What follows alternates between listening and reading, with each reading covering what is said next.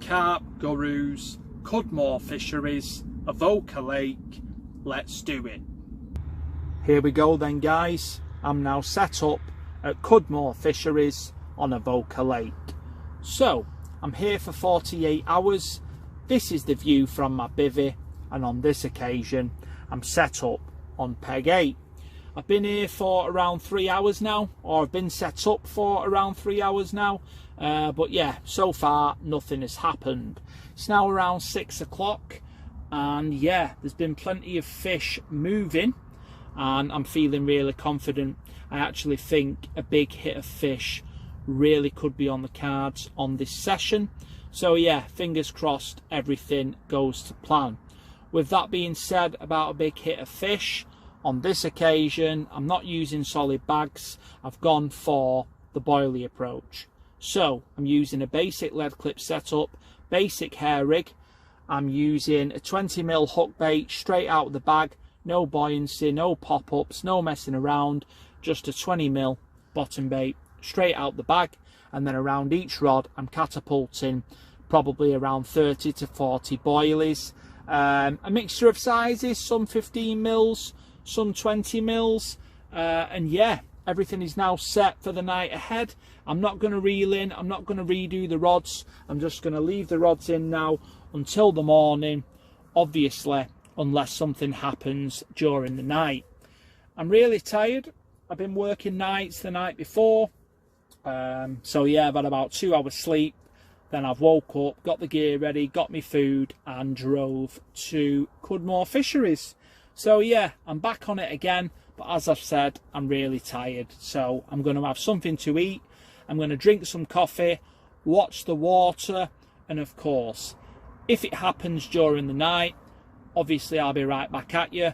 If not, my next update will be in the morning, and then I will show you more of the peg, show you more of what I'm doing, and just generally give you more of an insight into what I'm going to be doing on this session. Fish number 1. So yeah, how about this for a great start? Mid double. I'll show you the other side. And yeah, there's the other side. Taken on the boilie tactics that I was just talking about. This rod literally ripped off 5 minutes after I did that update. So yeah, 5 minutes later, here we are with fish number 1. Yes. Good morning, everyone. I'm sure you know what time it is. It's update time. So it's now around 11 o'clock, and after slipping back the first fish of the session last night, that fish got slipped back. I got the rod straight back out there, back on the spot, as I usually do, but nothing else happened. So yeah, I'm still on the 1 fish so far on this session, but it's definitely looking good for a few more. I've got the lake to myself, and yeah, I'm feeling confident. So I'll show you more of the peg. There's the fish care. Obviously, we all know how important that is. There's the rods. There's the bivvy, as you've already seen, and this is the view straight out in front of peg 8. So where am I fishing then? The left hand rod, which is the rod that produced the fish on this session, is basically the tip of that tree, which is on the point of the island. If you go 1 rod length behind that into the open water, that's where the left hand rod is, and that is the spot that's produced the fish on this session. So yeah, once again, tip of that tree on the point of the island. If you go behind that by around a rod length into the open water, that's where the left hand rod is. As I've already said, boilie approach, that's the approach or tactic that's produced the fish on this session. And yeah, that rod is still on the boilie approach, over 30 to 40 boilies, and that rod is now going to stay in for the remainder of the day, obviously unless something happens. I redid both rods around 10:30, and yeah, as I've said, unless something happens, they're going to stay in for the remainder of the day. So that's a left hand rod. You know the spot, you know the tactics I'm using on that rod. And then the right hand rod, basically, when I first came, I put it around here. Yeah, that was the spot around there. Three rods out probably from the bank, around 3 rod lengths out. And yeah, I saw carp cruising in that area, so I put a rod there, but it stayed there all night and nothing happened. Again, same tactics, boilie approach, 30 to 40 boilies around each rod, but yeah, it didn't produce. So today what I've done, I've switched over to an adjustable zig, and now the right hand rod is right out here in the open water on an adjustable zig with a pop-up just under the surface. And again, that rod is going to stay in now for the remainder of the day unless something happens. So yeah, that's how I'm going to fish for the day. I'll reevaluate when we get to the evening. I may take the zig off, I may keep it on. Let's see. But yeah, there's definitely fish in the area. You can probably pick some up on camera. There's one there cruising. It's definitely a carp. So yeah, there's fish in the area. I think most are on the surface, but yeah, I've got both options covered. One on the deck on a method I've already caught on this session, and one near the surface because carp are cruising. So yeah, I can't really do much more, so it's just going to be a case of the waiting game. So with that being said, I'm going to kick back with Mr. Rico. As you can see, he's really relaxed. I wish I was that relaxed, but I will be once I've done this update. So yeah, I'm going to kick back with my dog Rico, drink some coffee, watch the water, and of course, if it happens during the day, obviously I'll be right back at you. If not, my next update will be in the evening.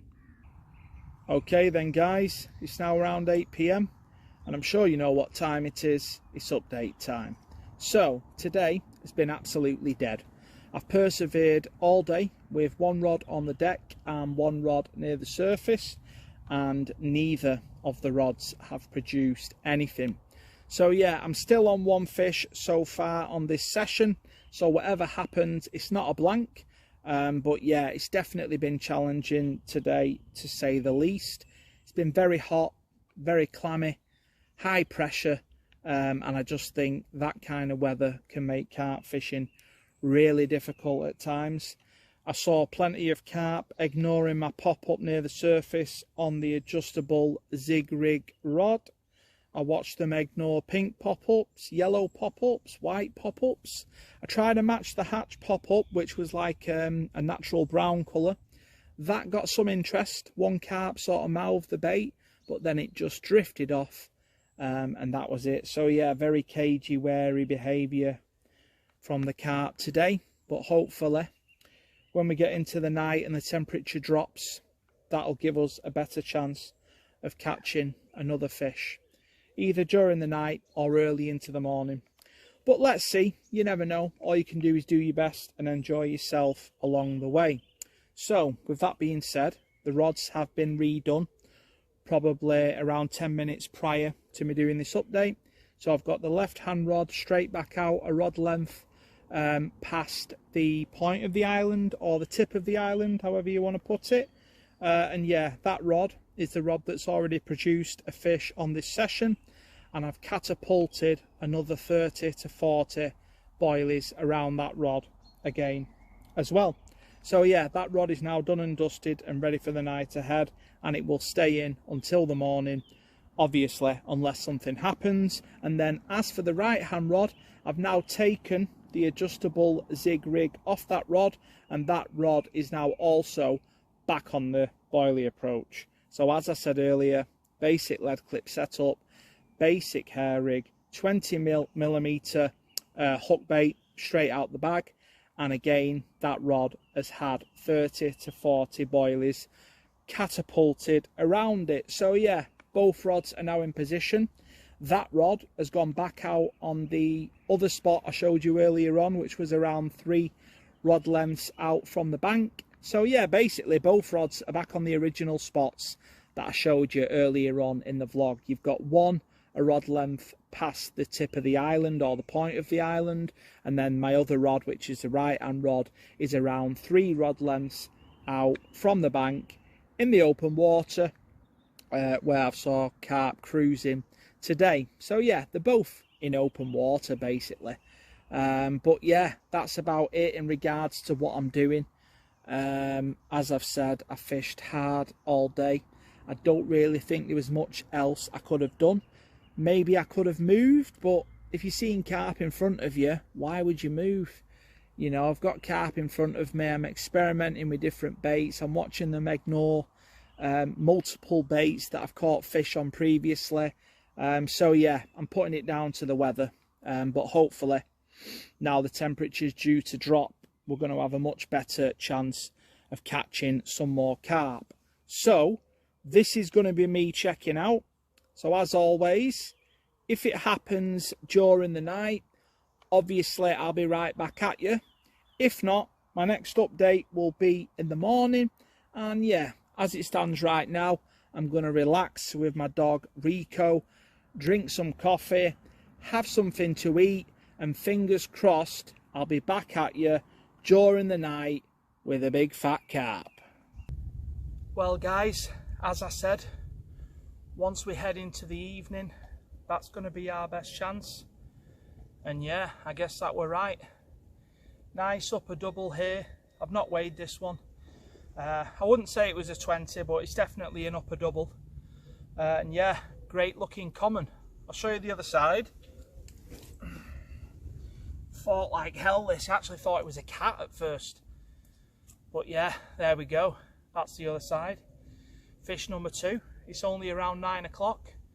So yeah, plenty of time left to hopefully catch a few more. Here we go then guys. Fish number 3. 1:30 in the morning. And yeah, it's coming together. Another mid-double. I've not weighed him. But yeah, it's definitely a mid-double. Another angry common.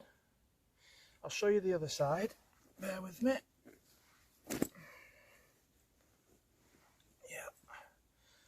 Great looking fish, really angry though, fought like hell again. I thought it was a cat again. These smaller commons, they really do scrap. But yeah, as I've said, 1:30 in the morning, fish number 3. Let's get this one slipped back and fingers crossed we can get another one. And fingers crossed it's bigger. Fish number 4, and yeah, check this one out. Biggest one of the session so far, weighing in at 20 pounds. And 14 ounces. So yeah, made up with this one. I'll show you the other side. Bear with me. I'm half asleep. It's around 3 AM, but I want to show you. Look at that Avoca lump. Nice mirror.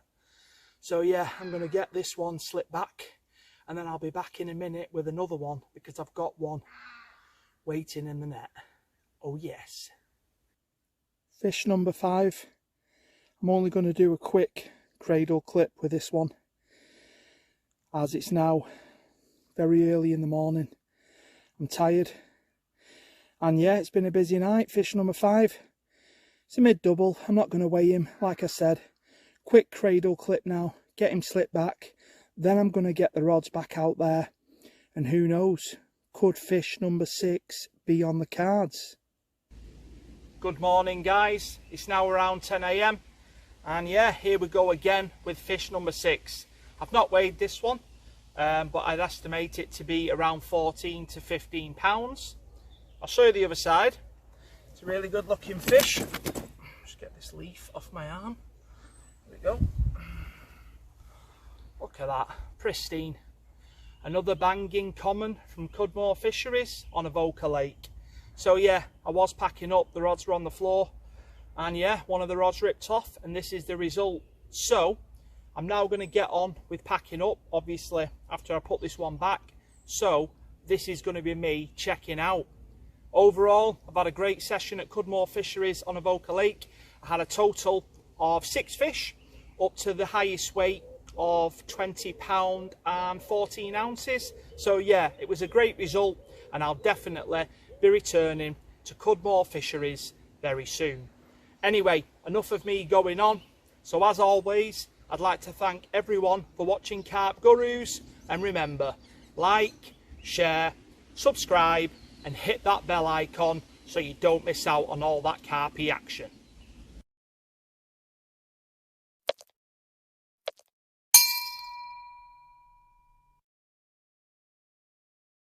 car gurus.